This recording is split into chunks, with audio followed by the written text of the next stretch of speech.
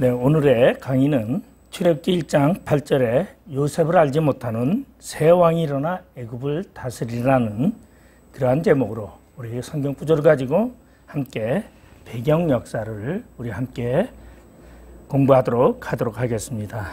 먼저 우리는 이 출애굽기에 나오는 이야기는 이스라엘 백성들이 430년 동안 애굽에서 노예로 생활하다가 그리고 나라를 세우기 위해서 가나안으로 출애굽하는 사건을 다스리고 있는 것이 바로 출애굽기입니다. 그리고 여기에서 나오는 바로 야곱의 자손들 그렇게 이야기를 하고 있어요. 그래서 이 야곱의 가족들이 70명의 가족이 애굽에 들어가서 고센 땅에 살면서 한 민족을 이루는 사건을 이야기합니다. 그런데 애굽의 총리라는 사람, 바로 요셉이 애굽의 총리 대신을 지냈는데 성경에 총리 대신을 지냈다고 하는데 애굽의 왕이 전직 총리를 알지 못하더라. 그렇게 성경은 이야기하고 있습니다. 그러면 먼저 여기에 대한 배경을 알기 위해서 우리가 이스라엘의 태동인 아브라함서부터 생각해 보도록 합니다. 먼저 우리는 이 사건의 역사를 우리는 기준으로 두고 있을 때에 우리는 항상 생각해 볼 것이 있습니다. 역사의 기준을 어디에라 둘 것인가? 그래서 역사의 기준을 우리는 가장 많은 성경학자들이 두고 있는 역사의 기준은 주전 1446년 출애굽하던 시기를 역사의 기준으로 삼고 있습니다. 그래서 우리 보면은 BC 1446년 이스라엘 백성들이 애굽에서 출애굽을 하게 됩니다. 물론 이때는 1월 14일 유월절을 지내고 그리고서는 이제 출애굽을 하는 사건이 나오죠. 1월 14일.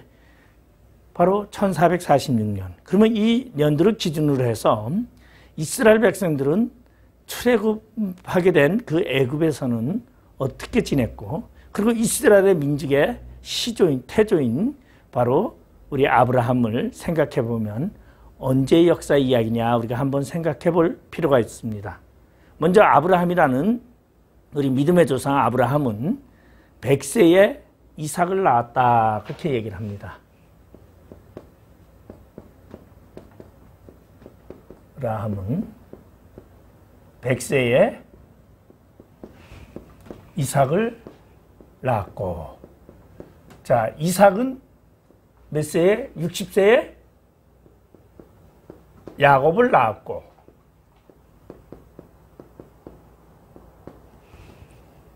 자, 그리고 야곱은 모든 식구를 데리고 애굽으로 들어갔을 때 그의 나이 130이었다. 그렇게 성경은 말하고 있습니다. 우리 창세기 47장에 보면은 바로가 야곱에게 묻습니다. 나이가 얼마나 되십니까? 그러니까 창세기 47장에 야곱이 이렇게 대답을 합니다. 내 나이 이제 130이로되 험난한 세월을 지냈다고 얘기를 합니다. 그러면 이 130세가 바로 이스라엘 백성들이 애굽으로 들어간 시기를 말해주고 있습니다. 자, 그러면 아브라함에서부터 야곱에까지 130까지 해보면은 이게 몇 년이냐면 290년입니다. 290년.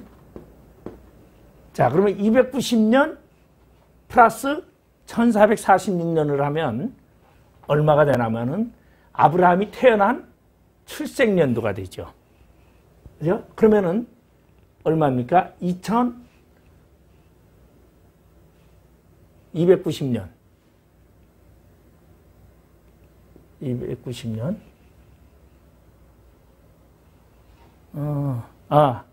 여기에 290년 플러스 뭐가 있죠? 여기에 애굽에서 노예 생활했던 연도가 있습니다. 몇 년 동안? 430년. 430년 동안 이스라엘 백성들이 애굽에서 포로로 종로로도 하고 왕족으로도 살고 차근 430년 동안에 요거는 이제 창세기 15장에 하나님께서 아브라함에게 예언으로 하신 말씀이죠. 그러면 290 플러스 430을 하면은 이게 얼마입니까? 720년. 720 더하기 1446년을 하면은 우리 플러스 720. 그러면 2166년. 아브라함이 태어난 해를 2166년이라고 그렇게 말할 수 있습니다. 자, 그러면은 이렇게 이제 연도를 계산하는 법이 바로 이렇게 계산을 합니다. 자, 그러면 요셉은 언제 출생했느냐? 요셉은 우리가 애굽으로 그가 팔려갈 때 17세 나이에 그가 애굽으로 팔려가고 10년 동안은 보디바리 집에서 종로릇을 하고 그리고 3년 동안은 감옥에 갇히게 됩니다. 그래서 만 2년이라고 그렇게 얘기를 하죠. 그래서 요셉의 출생 연도는 주전 1915년입니다. 요셉은 주전 1915년. 그럼 여기다 말 그대로 17을 더하면 요셉이 종으로 팔려간 그러한 시기가 되지요. 그러면은 17을 더하게 되면은 1898년이 되겠어요. 1898년. 자, 그리고 여기다 13을 더하면 요셉이 총리가 된 그러한 해가 되죠. 총리가 13년을 더하면 1885년. 자, 그리고 1885년에서 이제 흉년이 7년 되고, 그 다음에, 아니지, 풍년이 7년 되고, 흉년 3년째 되는 해에 야곱이 애굽으로 이주하게 됩니다. 그러니까 야곱이 애굽으로 이주할 때는 여기다 몇 년을 더 안 하면 10년을 더하면 됩니다. 10년을. 그러면 10년인데 이제 2년에서 3년이라고 얘기를 하니까 1876년. 76년이죠. 네, 맞죠? 1876년이 이제 야곱의 식구들이 애굽으로 이주한 때를 말해주고 있습니다. 자, 그러면 요셉이 총리가 될 수 있었던 그 이유는 무엇이고 그 배경은 무엇인가를 우리가 함께 생각해 봐야 합니다. 그러면은 애굽의 왕조를 우리가 생각해 봐야 합니다.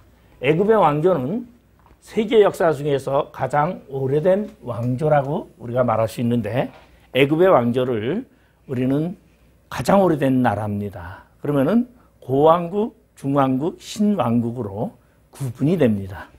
근데 오늘 여기서 보면은 이제 고왕국에서 중왕국으로 변해가는 시기가 바로 요셉이 애굽에 갔던 시기입니다. 그러면 요셉은 언제 애굽으로 팔려갔느냐? 애굽의 왕조 12대 왕조 말렵이라고 성경학자들은 이야기합니다.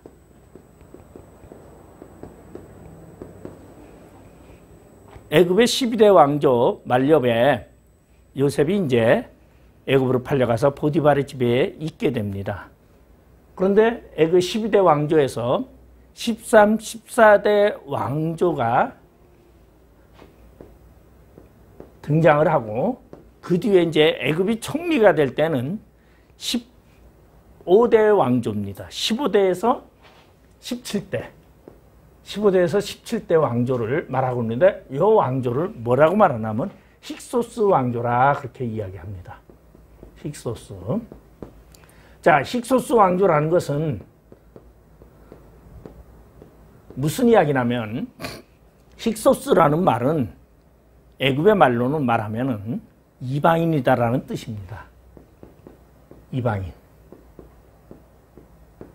자, 우리 애굽은 함족이라 그럽니다. 애굽은 함족. 자, 그러면은 팔레스타인, 이스라엘은 무슨 족입니까? 셈족입니다. 함족과 셈족 종족이 다르다라는 거죠. 그러면 애굽의 함족에서 셈족인 사람이 총리가 될 수 있었다. 세계 역사 중에서 아주 기이한 일이고 도저히 이해할 수 없는 그러한 이야기라고 말할 수 있습니다. 그러면 이러한 셈족이 함족에서 총리가 될 수 있었던 배경에는 분명히 배경이 깔려 있습니다. 바로 15대 왕조에서 17대 왕조가 애굽이라는 나라의 분석을 보면은 애굽의 북반부는 아바리스라는 도시가 있고 남반부에는 테베라는 도시가 있습니다. 근데 이스라엘의 아바리스라는 도시로 북반부를 장악하는 왕조가 하나 생겼는데 그것이 힉소스 왕조라는 왕조입니다. 그러면 힉소스 왕조는 이방인이라는 뜻으로 셈족이었다라는 얘기죠. 그리고 애굽의 남반부에는 테베라는 도시를 중심으로 해서 함족인 세케넬이라는 사람이 통치하게 됩니다. 다시 말해서 애굽이 남과 북이 갈라지게 되는데 북반부의 지도자는 셈족이었고 남반부의 지도자는 함족이었다는 것이죠. 그러면은 세케넬이라는 사람은 함족인 사람이 볼 때는 북반부를 통치하고 있는 힉소스 왕조를 몰아내고 싶었던 거죠. 그러니까 전쟁을 계속하면서 몰아내려고. 그러다 보니까 결국은 이 아바리스라는 이 도시는 전쟁의 폐허가 되어버렸고, 그리고 우리 여기서 볼 수 있는 것 같이 세케네리와 카모세라는 첫째 아들은 이 전쟁으로 통해서 전부 전사하고 맙니다. 그리고 둘째 아들 아하모세에 의해서 이제 통일이 되게 됩니다. 함족인 애굽이 통일을 하게 되고, 그 통일한 이 아하모세에 의해서 출발되어지는 왕조를 18대 왕조라 그렇게 얘기를 합니다. 그러면 15대, 17대를 말하고 18대 왕조. 18대 왕조가 바로 이제 왕조가 됩니다. 신왕조. 그러면은 요셉이 총리가 될 수 있었던 것은 뭡니까? 요셉은 셈족이었어요. 그러면 요셉이 총리가 될 수 있었던 기간은 바로 힉소스 왕조가 통치하는, 셈족이 통치하는 15대에서 17대에 이루어지는 사건 이야기입니다.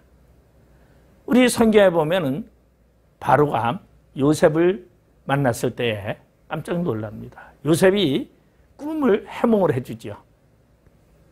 흉년과 풍년에 대한 해몽을 해줄 때에 왕이 요셉을 붙잡으면서 나와 함께 정치에 동참해 주기를 바랍니다. 요셉을 볼 때 너무나 건실한 청년이었고 너무나 지혜롭고 그리고 신의 계시가 너무나 많았던 그러한 요셉을 절대 왕은 놓칠 수 없었습니다. 그 이유의 첫 번째가 바로 종족이라는 것이죠. 같은 고향 사람, 같은 친족의 성향의 사람을 좋아합니다. 우리 대한민국에서도 보면 호남, 우리 영남, 중부 이렇게 얘기를 할 때 이왕이면은 같은 고향 사람과 같이 무엇을 하려고 합니다. 그와 같이 바로 셈족인 힉소스 왕조는 요셉을 총리로 세워서 그를 2인자로 세워서 자신의 영역을 통치하는데 정치로 활용을 하게 되고, 그리고 결국은 요셉이 총리가 되면서 이스라엘 백성들을, 다시 말해서 야곱의 가족들은 말 그대로 왕족으로, 애굽에서 거의 준왕족으로 살면서 고생 땅이라는 곳을 얻게 되고, 고생 땅에서 자기들만의 영역 속에서 자기들만의 자유로움을 만끽하면서 살아갈 수 있었습니다. 이때 고생 땅에 살고 있는 그들에게 하나님께서 무엇을 주십니까? 복을 주셔서 자손이 번성할 수 있는 복을 주십니다. 그래서 자손이 번성할 때에 그러고서 이 자손들이 70명이 들어가서 생활했던 그 고센 땅에 그들이 출애굽을 할 때는 남자만 200만 명이나 되는 그러한 민족으로 번성되었더라고 이야기를 합니다. 자, 그러면 이 힉소스 왕조로 물리친 세케네리의 아들, 둘째 아들인 아하모세가 애굽을 통일하고서는 어떻게 하겠습니까?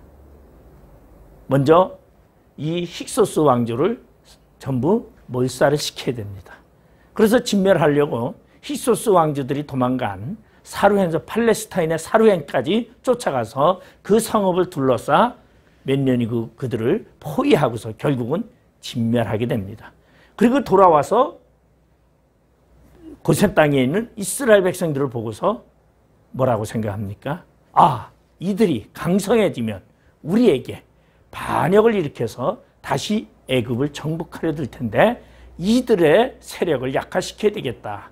그렇게 생각한 아하 모세는 이스라엘 백성들을 자식을 번성을 못하게 하고 그리고 그들에게 종으로 만드는, 노예로 만드는 칙령을 발표해서 결국은 이스라엘 백성들은 이 아바리스라는 이 전쟁터에 폐허가 된 도시를 새로 세우는 그러한 노예로 활용하게 됩니다. 그래서 이스라엘 백성들은 이제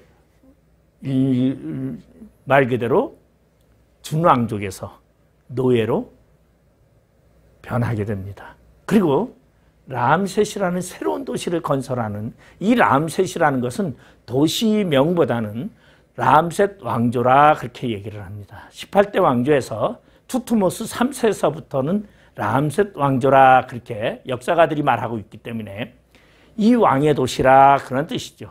그래서 그 도시를 만드는 데 활용을 하면서 이스라엘 백성들이 다시는 정복자로서의 꿈을 꾸지 못하게끔 하는 것이 바로 모세의 이야기입니다.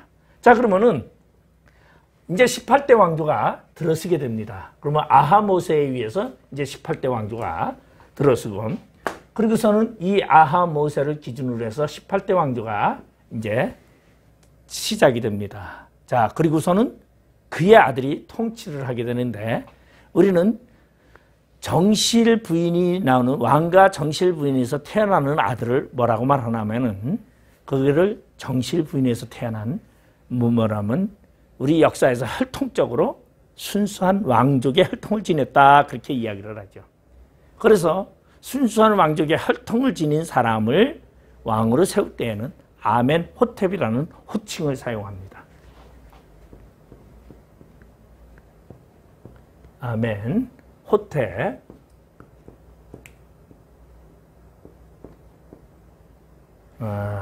자, 잘못 썼네요. 우리 아멘 저기 보면은 HT 호텝이니까 호텝, 아멘호텝이라고 존칭을 합니다. 이 역사는 세계의 역사가 다 그렇습니다. 우리나라의 역사를 보면은 조선시대의 왕들을 보면은 시조인 이성계에 의해서 태조라 그렇게 말합니다. 그리고 정종, 그 다음에 태종, 그 다음에 세종, 그 다음에 문종, 그 다음에 단종, 그 다음에 세조라 그렇게 얘기를 합니다. 여기서 조라는 말은 왕족이 혈통이 바뀌었다라는 뜻이죠. 다시 말해서 조는 시작하는 조, 시조라는 뜻이고 종이라는 것은 아들이 왕위를 이어간다. 그래서 우리 구약의 역사 속에서도 뭐라고 말하냐면은 유다의 왕족을 뭐라 합니까? 다닐 왕조, 다윗 왕조라 그렇게 얘기합니다. 그러나 북이스라엘에는 그렇게 말하지 않죠. 저기 여로보암의 왕조 1, 2대에 그 다음에 3, 4대가 또 달라지고 그 다음에 또 5대에서부터는 또 뭐라 그럽니까? 오므리 왕조. 그 다음에 오므리 왕조가 4대를 지나고 난 다음에 5대는 또 예후 왕조 그렇게 얘기하죠. 그게 뭡니까? 아들이 아닌 쿠데타에 의해서 만들어지는 왕조를 그래서 왕조라 그럽니다. 바로 이 왕조라는 개념은 아들이 아니라 누군가에 의해서 바뀌어지는 사건을 말하고 있어요. 그래서 왕조가 자주 바뀐다는 것은 그 정치가 혼란스럽다는 얘기입니다. 그리고 그 정치가 혼란스럽다는 얘기는 다시 말해서 이 색깔이 바뀐다는 얘기죠. 우리 대한민국도 보면은 제1공화국, 제2공화국, 제3공화국 계보를 이어가지 아니하고 전부 대통령만 되면 완전히 정치가 다 바뀌어버립니다. 그래서 뭐 이제 그다음에 문민정부, 뭐 무슨 정부 그렇게 이제 이야기하면서 바뀌어가는 거죠. 자기의 어떤 독특한 정치 스타일을 만들어가고 있다고 말할 수 있습니다.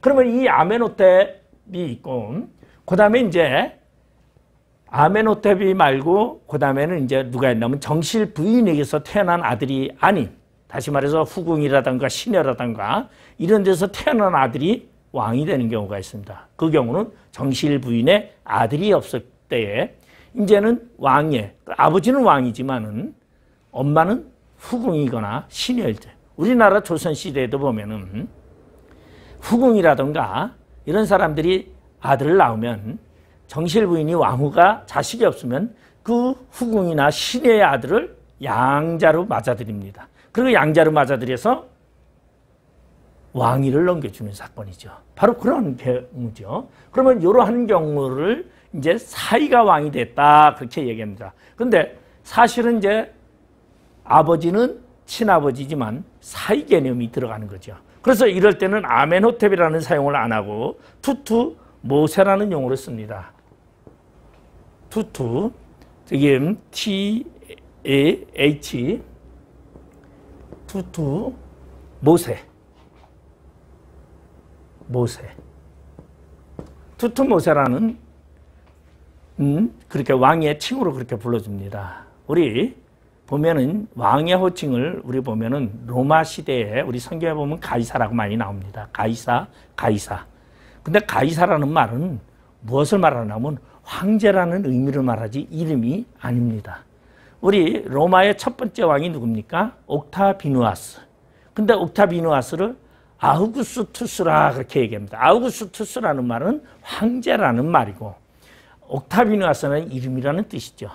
그리고 그거를 유대인들은 유대인의 말로 가이사라, 아우구스투스를 가이사라고 그렇게 표현하고 있습니다. 그래서 황제를 가이사라고 그렇게 표현을 하고 있죠. 애굽에 가면은 애굽에서는 왕을 뭐라고 표현하고 있습니까? 파라오라고 합니다. 우리 성경대로 말하면 바로라 그러죠. 그러니까 애굽의 모든 왕을 다 파라오라고 그렇게 이야기를 존칭합니다. 그러면 파라오라는 이거는 애굽의 왕의 이름이에요. 예루살렘의 왕의 이름은 뭐죠? 예루살렘 왕은 뭐죠? 예루살렘의 왕은 멜기세데, 아도니세데 뭐 이렇게 얘기하죠. 성경에 세덱이라고 그렇게. 그러면 예루살렘의 왕의 존칭을 말할 때는 무슨 세덱이라고 그렇게 얘기합니다. 살렘이라는 것은 뭐죠? 의의 나라, 예? 평강의 왕.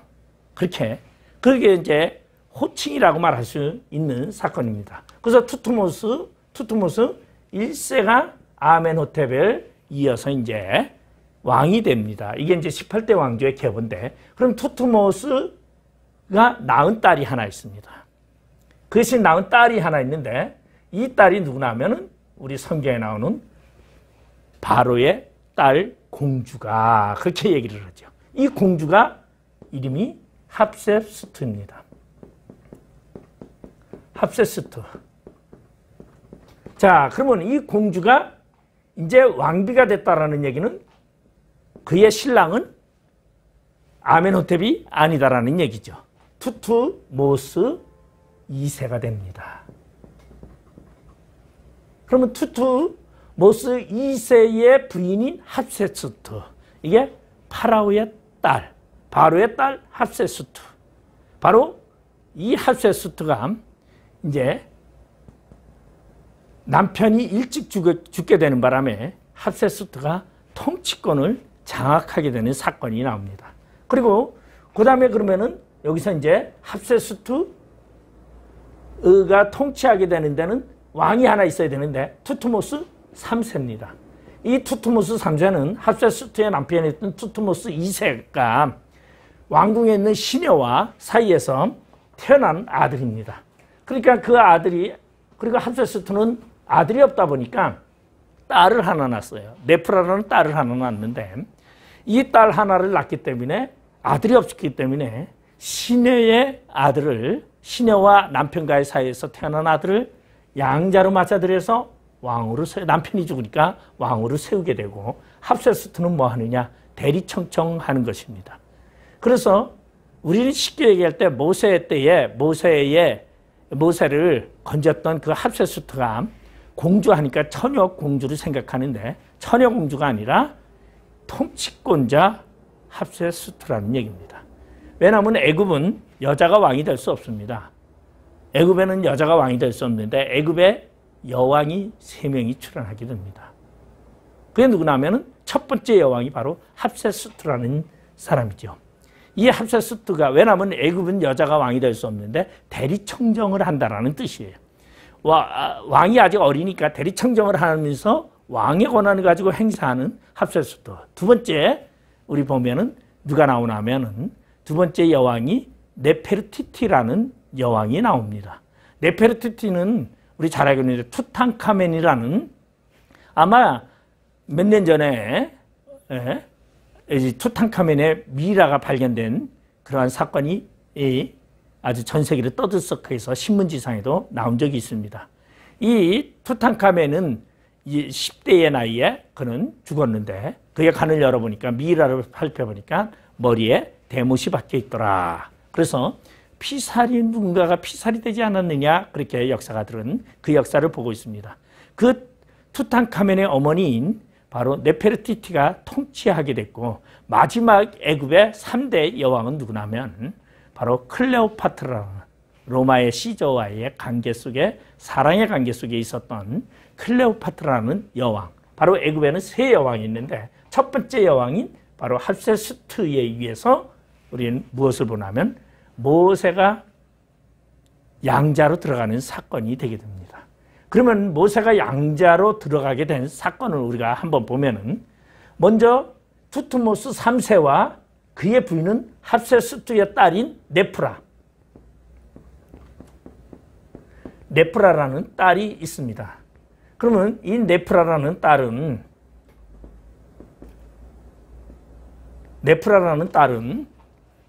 아직 어립니다. 10살밖에 되지 않았죠. 그런데 이제 이게 뭐냐면 정략결혼이라는 겁니다. 정략결혼. 그래서 이 딸을 부인으로 주고 투트모스 3세를 왕으로 세우고서는 통치는 합세스트가 통치를 하는 조건이죠. 그런 여건 속에서 이제 우리가 여기서 모세라는 사람의 출현이 나타납니다. 그러면은 우리 모세의 배다른 형, 그게 누구냐 하면 투트모스 3세 이야기예요. 그러면 왜 합세스트와 모세가 나일강에서 만날 수 있었는가? 우리는 도시는 왕궁이 있는 도시는 어디냐 하면 테베라는 도시예요. 나일강 상류 테베라는 도시인데 모세의 그 광주리, 우리 잘 알고 있는 역청을 칠해가지고 그 강주리는 뛰어보낸 데는 어디냐면은 나일강 하루입니다. 그럼 나일강 하루인데 그 도시는 뭐라니까? 아바디스라는 도시예요. 아바리스라는 도시인데 이 아바리스라는 도시에 누가 왔다? 합세스트가 왔다라는 이야기를 지금 해주고 있습니다. 테베와 아바리스 지중해. 그러면 오게 된 이유를 우리는 설명했는데 이때는 이 아바리스라는 도시가 도시를 재건하는 중이었습니다. 람셋이라는 도시로 지금 새로 만들어지고 있을 때에 이때 합세스트는 통치권자로서 테베라는 수도에 있었는데 이 테베라는 곳에서 그는 비윤을 하나 맡게 됐는데 그게 뭐냐면 자신의 딸인 네프라가 자신의 사위인 이 네프라가 사위의 부인인 네프라가 자신의 딸이면서 이 네프라가 그만 죽고 맙니다. 그래서 합세스트는 상실하고 딸을 잃는 슬픔 속에서 이 합세스트는 어디로 오게 되느냐? 이제 시내들을 데리고 휴양차 바로 새로운 도시를 만드는 람셋이라는 곳으로 오게 됩니다. 그래서 람셋이라는 이 도시에 와서 휴양차 와서 머리도 식힐 겸 아침 일찍이 나일강을 거닐게 됐을 때 누구를 만나게 되느냐? 바로 모세를 만나게 된다는 것입니다. 그러면 이 모세라는 말은 우리는 뭐라고 얘기합니까? 우리 성경에 보면 모세라는 말은 물에서 건지다라는 그러한 말을 하고 있습니다. 모세는 1526년 주전 1526년에 출생했는데 그는 이름을 히브리인들이 져주지 않았습니다. 누가 졌느냐? 바로 이 합세스트라는 이 여왕이 나일강에서 갈대상사를 꺼내 그곳에 히브리 아이가 있는 그 아이를 보면서 그 아이를 보고 기뻐하면서 내가 너를 모세라 하리라 그렇게 이야기하면서 모세라고 져줬습니다. 그러면 애굽의 이름으로는 모세라는 뜻이 뭐냐? 모세라는 뜻은 첫 아들이라는 뜻입니다. 그러면은 왜냐하면 이 왕조를 모세 왕조라 그럽니다. 사이들이 전부 다 할 때는 모세, 투투, 모세, 1세, 2세, 3세, 4세 계속 나갑니다. 그거는 모세라는 것은 다시 말해서 원 아하 모세, 카 모세의 왕족의 집안을 이야기하고 왕은 첫 아들이라는 맏아들이라는 개념은 왕이라는 내가 너를 왕이라 하리라는 그런 뜻입니다. 그래서 모세를 들고서 이 합세스터가 말할 때 내가 너를 모세라 하리라고 말을 한다라는 것은 내가 너를 왕자로 삼으리라는 그러한 이야기입니다. 그래서 우리 영화에 보면은 애니메이션 영화에 이집트 왕자라는 영화가 있습니다. 모세는 왕자로 자랐습니다. 모세는 왕궁에서 40년 동안 왕의 수업을 다 받고 자랐다고 성경 사도행전은 그렇게 말하고 있습니다. 우리 사도행전 7장 22절에 보면 모세가 애굽 사람의 모든 지혜를 배워 그의 말과 하는 일들이 능하더라. 모세는 운변가였습니다. 그리고 그는 모든 사람을 설득시키는데 엄청난 지혜가 있었습니다. 왜냐하면 40년 동안 왕궁에서 그는 그것을 배웠기 때문이다라는 것이죠. 그러면 우리가 여기서 하나 의심이 가는 부분이 하나 있습니다. 그 뭡니까? 출애굽기 4장 10절 이야기죠. 출애굽기 4장은 호렙산에서 여호와 하나님께서 모세를 부르는 사건입니다. 그때 모세를 부를 때에 너는 나를 대신하여 민족을 구원하러 가라. 그렇게 얘기할 때 모세가 뭐라고 얘기합니까? 출애굽기 4장 10절을 제가 읽어드리면 모세가 여호와께 아뢰되 오 주여 나는 본래 말을 잘하지 못하는 자니이다. 주께서 주의 종에게 명령하신 후에도 역시 그러하니 나는 입이 뻣뻣하고 혀가 둔한 자이다. 자, 모세가 말을 잘 못한다 그래요. 혀가 뻣뻣하다 그래요. 그러면 모세가 정정으로 말을 못했다라고 지금 여기 얘기해서 많은 분들은 뭐라냐면 모세가 말 소질이 없어서 모세는 굉장히 말도 못했어. 아닙니다. 모세는 운명가였고 왕의 수업을 다 받은 자로서 말에 능통하였다고 사도행전을 설명하고 있습니다. 그러면 이 말은 무엇을 말하고 있습니까? 모세가 애굽으로 돌아가 그들 앞에 서서 말하기가 두려웠다라는 얘기죠. 왜? 모세는 원래 히브리 사람입니다. 히브리 사람으로 태어났는데 그는 히브리인과 살질 안 하고 왕궁에 애굽 사람들과 왕궁에서 40년을 살았어요. 그러면 40년 동안 애굽에서 살았던 이 모세는 애굽 사람입니까? 아니면 태어난 고향이 히브리 사람이기 때문에 히브리 사람입니까? 다시 말해서 모세는 애굽 사람에게도 배척당하고 히브리인에게도 배척당한 사람입니다. 그렇기 때문에 그가 애굽에 가서 무엇이라고 말하겠습니까? 내가 할 말이 없습니다. 내가 그들에게 가서 무엇이라고 말하겠습니까? 누가 나를 보냈다고 말해야 됩니까? 히브리인에게 가서도 변명이 그겁니다. 누가 나를 보냈다고 할까요? 그러니까 여호와 하나님은 뭐라 그래요? 스스로 있는 자가 너를 보냈다 하라.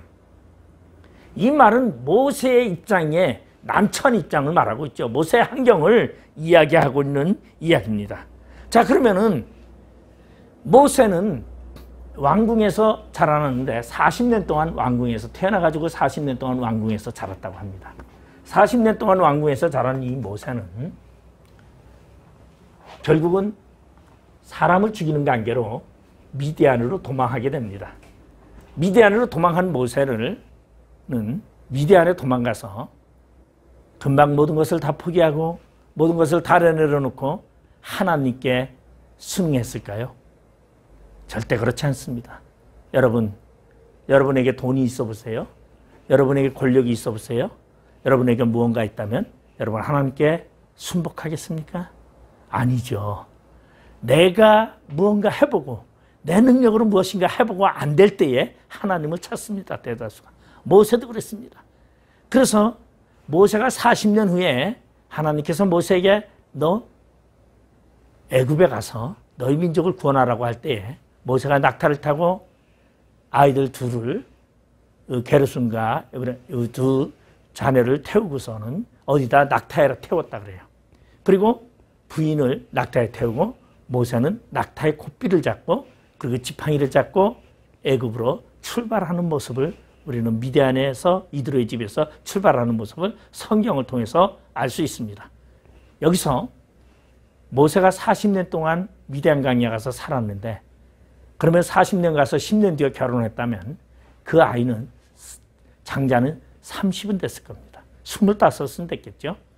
그렇게 생각한다면 25살 먹은 아들이 아버지를 고삐를 잡고 가라리고 아들은 나귀를 타고 가겠습니까? 아니다라는 것이죠. 왜? 모세는 미디안으로 도망가서 언젠가는 자기는 왕궁으로 돌아갈 날이 있겠다고 생각하고 그날을 손꼽아 기다렸던 사람입니다. 그렇기 때문에 그의 눈에는 미디안의 모든 환경과 모든 것이 보잘것없는 것이고 하찮은 것이었는지도 모릅니다. 그러한 미디안으로 도망갔던 이 모세가 미디안에 가서 사는데 4년이 지난 후에 그의 양어머니 합세스터, 절대적으로 모세에게 후원자가 되시는 이 합세스터는, 이 어머니는 죽고 맙니다. 그리고서는 어머니가 죽자 누가? 투트모스 3세라는 이 왕, 투트모스 3세라는 이 왕이 왕권을 장악하면서, 그래서 이 왕권을 가지고 뭐라 그러냐, 람셋 왕권이라 그렇게 말합니다. 굉장히 강력한 왕권이요. 그리고 이 왕은 이제 어머니에게서 정권을 이어받으면서 자신의 왕권을 구축하기 위해서 어머니 측근과 모세의 측근들을 전부 죽입니다. 그래서 피비린내 나는 가장 왕족의 치열한 역사가 있던 곳이 바로 투트모스 3세 이야기입니다. 그래서 전부 죽어요. 미디안강에 도망갔던 모세는 오늘을 지나고 몇 년이 지나고 나니까 자신의 오른손인 충신이 죽었습니다. 그리고 얼마가 지나니까 또 왼편인 충신도 죽습니다. 자신의 모든 가신들이 다 죽고 어머니의 영향력도 없어져 버리고 다 죽었을 때 모세는 어떻게 됐겠습니까? 풀이 죽었어요. 그리고 모세는 자신의 인생의 비참함을 느꼈을 것이고 그때야 그는 무엇합니까? 이드로에게 이드로의 양을 치겠다고 이야기를 하고 이드로의 양을 치면서 그리고 이드로의 딸과 결혼하게 되는 사건이 우리는 발견할 수 있습니다. 내가 왕자인데 내가 왕으로 돌아가면 당신들이 나 보살핀 거 다 갚아줄 텐데 내가 그 배로 갚아줄 텐데 아마 큰 소리치면서 살았던 이 모세는, 이드로의 집에서 큰 소리치면서 살았던 모세는 자신의 모든 것이 다 끊어지고 자신만이 홀로 남겨졌을 때에 그는 환경에 굴복하게 되고 결국은 미디안에서 이드로의 딸과 결혼하게 됩니다. 그리고 그가 하는 일은 무엇이었습니까? 이드로의 양들을 치는 일이었습니다. 이드로의 양을 치는 그 일은 무엇이었냐면 이드로의 양을 친다라는 것은 다시 말해서 장인어른의 이 소유물인 양들을 치면서 매일매일 힘없이 양들을 치면서 그는 밥을 얻어먹는 비참한 그러한 신세까지 가게 됩니다. 우리 잘 알고 있는 대로 모세가 이드로의 집에서 아들을 둘을 낳습니다. 우리 그 아들을 보면은 첫 아들을 낳을 때 우리 그 아들을 뭐라 그럽니까? 그 아들을 할례를 행했어요. 근데 둘째 아들을 낳았을 때는 할례를 행치 못했습니다.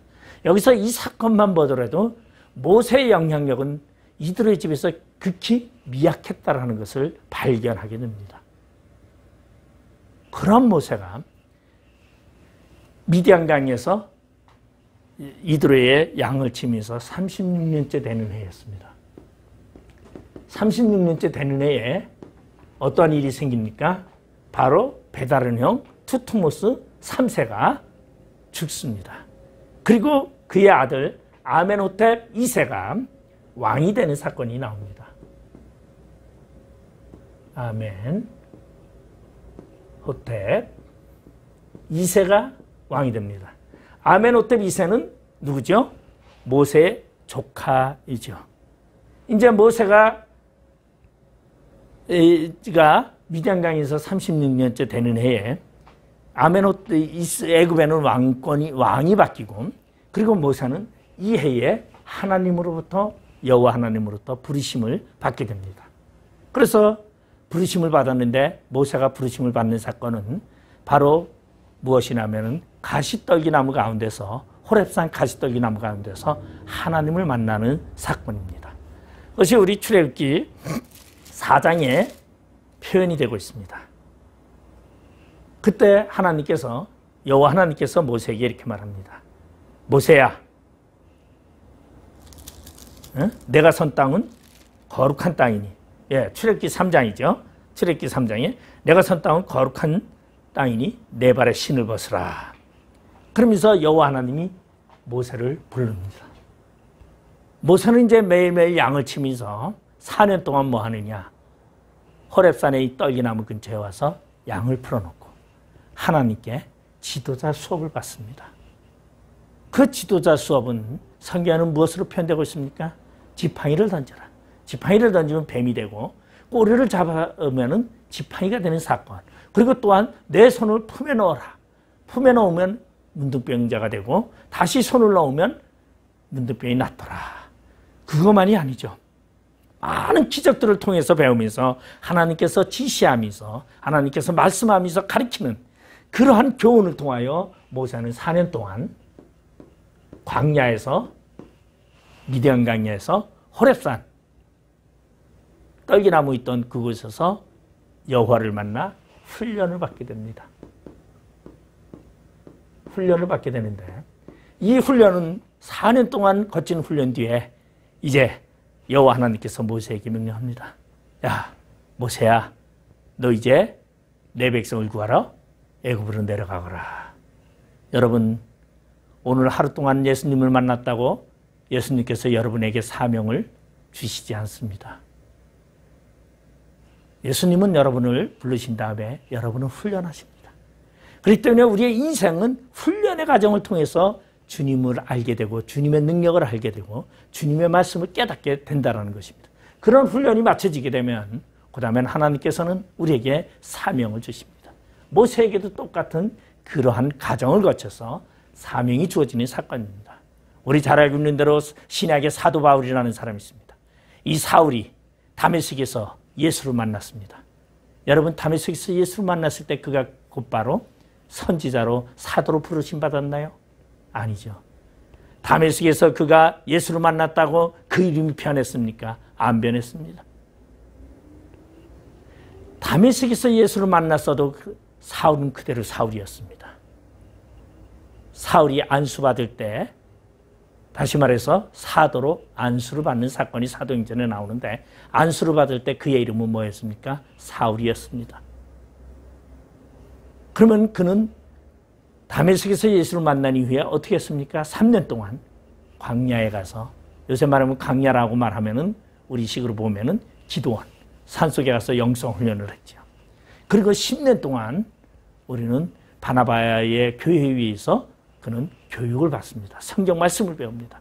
그리고 그 다음에 그는 사도로 안수를 받습니다. 그리고 안수를 받고 그가 전도 여행을 떠나는데 그 전도 여행을 떠나서 전도를 하다가 섬 가운데 지나갈 때에 그가 무엇을 깨달았습니까? 내가 히브리인의 이름을 가지고 복음 전하는 것이 쉽지 않다는 것을 알고 그는 헬라식의 이름으로 자신의 이름을 개명하게 됩니다. 그것이 바로 바울이라는 뜻이죠. 나는 하나님 앞에 작은 자입니다. 그러면서 헬라식으로 바울이라고 이름을 바꾸게 되는 사건이죠. 여러분, 오늘 하루 만에 예수님 만났다고 여러분에게 모든 게 다 바뀐다는 건 아닙니다. 여러분이 예수 안에서 훈련되어지고 말씀을 통해서 깨닫게 되고 그럴 때에 우리는 사명자로서 변해진다는 것입니다. 바로 모세는 40년 동안 훈련을 받은 후에 이제 하나님의 명령에 의해서 그는 애굽으로 들어가는 사건이죠. 그런데 아주 여기서 하나 볼 수 있는 것은 이 투트모스 3세라는 사람은 람셋 왕조를 시작하는 사람입니다. 그리고 이 사람은 군사 통치력이 굉장히 강했습니다. 그래가지고 군사력이 무지하게 강해서 이스라엘 백성들이 가나안에 들어가기 전에 이미 우리 두로와 시돈이라는 것이 있습니다. 두로와 시돈이라는 곳에 뭐가 있냐면은 그곳에 애굽의 왕인 애굽의 여왕 마지막의 여왕이 누굽니까? 클레오파트라죠. 우리 헤롯 빌립의 헤롯의 아들, 대헤롯의 아들 중에 헤롯 빌립이 있습니다. 헤롯 빌립의 부인이 누굽니까? 클레오파트라라는 여자죠. 그러면 이 클레오파트라는 어디에서 왔습니까? 그의 부인은 드루와 시돈이라는 그 땅에서 거기에 공주, 애굽의 공주 가문이었습니다. 그가 헤롯 빌립의 아내가 되었다는 거죠. 그러면 이 가나안의 땅에 두루와 시돈의 애굽의 왕족들이 살게 된 것은 언제냐? 바로 투트모스 3세 때에 이미 그는 군대를 이끌고 팔레스타인 땅을 이미 정복했었던 것을 역사가들은 말하고 있습니다. 그러면 오늘 우리는 무엇을 말하냐? 오늘 우리가 잘 알고 있는 대로 모세는 물에서 건지다라는 히브리인의 그러면 이야기는 무엇인가? 그렇게 여러분 반문할 수 있습니다. 성경에 보면은 내가 너를 물에서 건졌다. 히브리 말로 모세라 하리라. 근데 이 말은 무엇을 말하냐면은 모스와 메시라는 뜻입니다. 히브리인들은 굉장히 자존심이 강합니다. 선민사상이 굉장히 강합니다. 그런데 그들의 최초의 지도자가 누굽니까? 이스라엘의 최초의 왕이 모세입니다. 근데 그 모세가 애굽의 이름을 가지고 있고 애굽의 왕자라는 것이 이스라엘 백성들에게서는, 히브리인들에게서는 그렇게 탐탁한 것이 아닙니다. 자신의 지도자는 히브리인이고 히브리 이름을 가지고 있고 그리고 애굽의 문명을 지냈다라는 건 괜찮죠. 그러나 이름이 애굽의 이름이라는 건 용납할 수 없었습니다. 그래서 그들은 이 모세라는 말을 무엇으로? 메시라는 말로 그들은 바꾸게 되죠. 그건 왜냐하면 메시라는 단어는 물에서 건지다라는 뜻입니다. 그래서 모스, 메스, 메시 이런 말이 다 뭡니까? 모세라 통용되어 있죠. 여러분 우리 다윗이라고 말하지만은 다윗을 뭐라고 말합니까? 우리 여러 가지 말을 할 수 있겠죠. 다비드라고도 말할 수 있고. 그러니까 그거는 번역의 차입니다. 그러한 단어 하나를 가지고 지역마다 특색이 달라서 말이 달라지고 있는 것을 볼 수 있죠.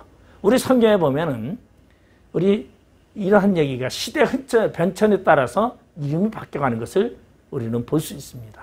우리 여호수아라는 이름이 있습니다. 그런데 여호수아라는 이름을 우리는 뭐라고 말합니까? 우리 여호수아, 예수아, 예수, 그 다음에 호세아, 똑같은 이름이죠. 이름이 똑같은데 그 이름이 시대 변천에 따라서, 시대 흐름에 따라서, 언어의 변화에 따라서 이름이 변화가고 있다는 거죠. 구약에서 미리암은 신약에서 무엇입니까? 마리아라는 이름입니다. 미리암이라는 것은 히브리식 이름이고 마리아라는 이름은 헬라식 이름이죠. 그러니까 시대 변천에 따라서 변화가는 건데 이름 가지고 논쟁할 필요가 없다라는 것입니다. 그리고 여러분이 이름이 바뀐다고 여러분의 사명이 바뀌는 것이 절대 아니다라는 것이. 하나님이 나를 훈련하고 하나님이 나를 사용하고 있느냐, 이것이 더 중요하다라는 것이죠. 오늘 그러면 하나님은 모세를 사용하기 위해서 무엇을? 아브라함 때, 창세기 15장에 아브라함 때 이미 4대에 거쳐서 애굽에서 돌아올 것을 예언하시고 이스라엘 민족을 태동, 이거는 아브라함을 향한 하나님의 계획이었습니다. 아브라함에게 하나님께서 5번 약속을 하셨어요. 그 약속 중에 무엇입니까?